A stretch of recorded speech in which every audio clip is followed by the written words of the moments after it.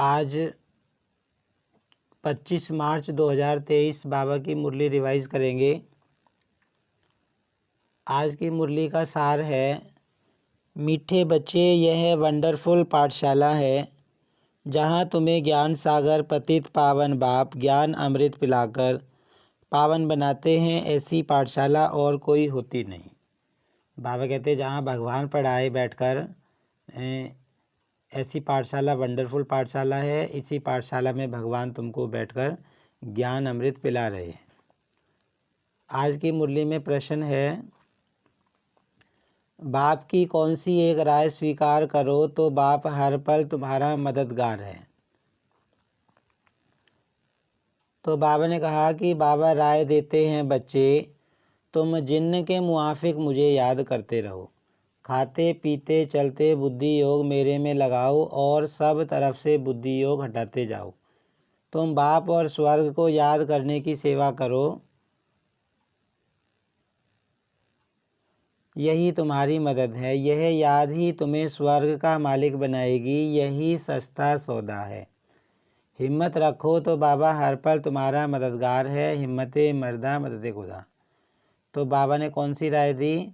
बाबा ने राय दी कि तुम्हें चलते फिरते उठते बैठते जिन्न के मुआफिक बाबा को याद करना है। हर घड़ी बाबा को याद करना है। अपनी बुद्धि इधर उधर से हटाते रहना है। आज की मुरली में गीत है, मुझको सहारा देने वाले ओम शांति। आज बाबा ने आगे कहा मुरली में कि यह जो पाठशाला विचित्र है, वंडरफुल है। यहाँ पर पतित पावन बाप तुमको ज्ञान अमृत पिलाते हैं, तुमको पावन बनाने के लिए पढ़ाई पढ़ा रहे हैं।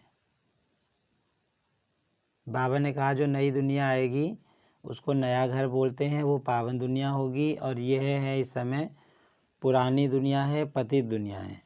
बाबा कहते नई दुनिया के लिए तुमको मैं पढ़ा रहा हूँ। आगे बाबा ने बताया कि गीता में उन्होंने कृष्ण का नाम डाल दिया है और कृष्ण को द्वापर में ले गए हैं, इसीलिए सब मूझ पड़े हैं। तो बाबा कहते जब तुमको ज्ञान नहीं था तुम भी मूझे हुए थे, तुमको भी पूरा ज्ञान नहीं था, लेकिन अब तुम उस मुझारे से बाहर निकल आए हो।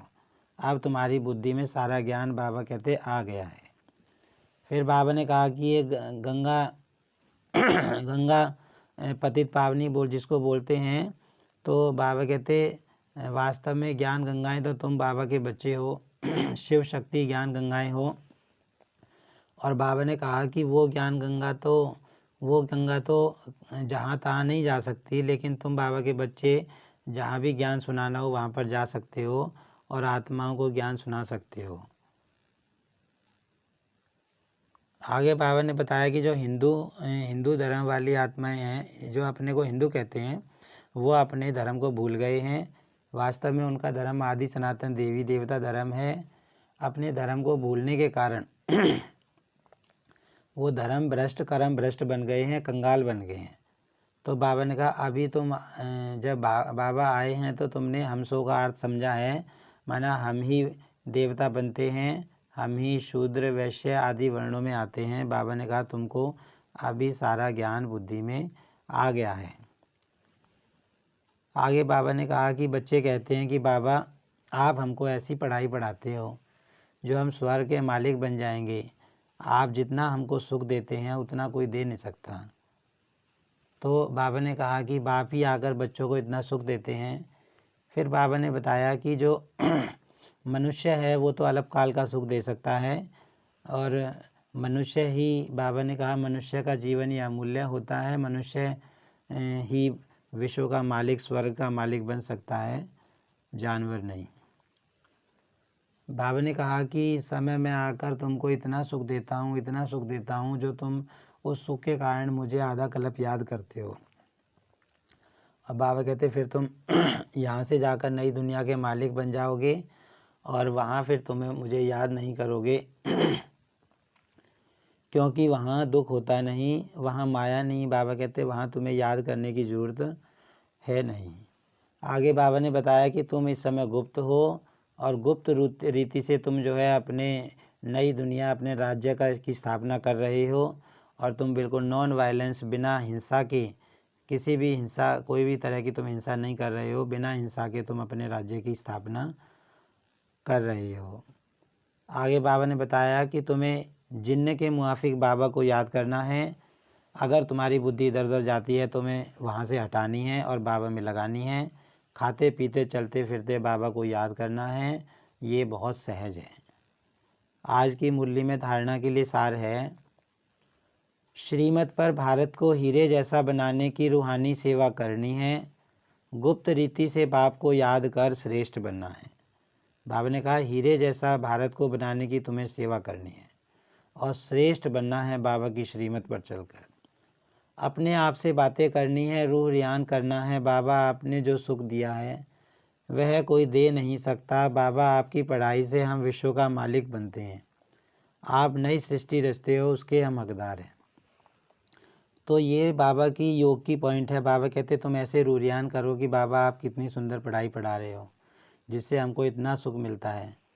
तो इसी योग पॉइंट के आधार पर हमने एक बाबा से रूह रियान की मेडिटेशन की वीडियो भी बनाई है, जो आप कल देख सकते हैं, हमारे चैनल पर सुन सकते हैं। अमृत वेला बाबा से रूह रियान कैसे करें, इसी योग की पॉइंट के आधार पर वो वीडियो बनाई है।